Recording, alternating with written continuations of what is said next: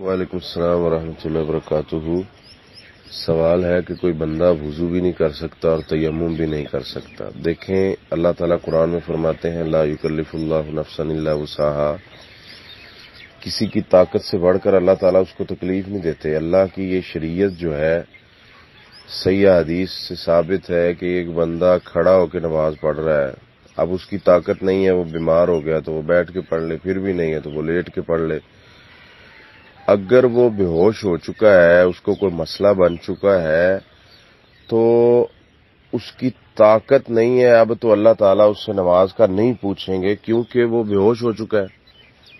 تو ایسے ہی اگر کوئی بندہ وضو کر سکتا ہے تو وضو کرے، اگر اس کی طاقت نہیں ہے، کوئی مسئلہ ہے تو تیمم کر لے۔ اگر تیمم بھی نہیں کر سکتا تو جتنا تھوڑا بہت اس سے ہو سکتا ہے، کچھ نہ کچھ تو وہ کر سکتا ہوگا نا، کہ وہ ہاتھ دھو سکتا ہے یا کلی کر سکتا ہے، یا ایسے ہی تیمم کوئی تھوڑا بہت جتنا بھی کر سکتا ہے۔ اگر بالکل وہ اس قدر مجبور اور لاچار ہے تو دوسرا اسے کروا دے۔ اگر کچھ بھی ممکن نہیں ہے تو وہ ویسے نماز پڑھے گا تو اس کی ہو جائے گی، چونکہ آخری حد تک اس نے کوشش کی ہے اور اس کے باوجود اس کا کوئی مسئلہ حل نہیں ہوا۔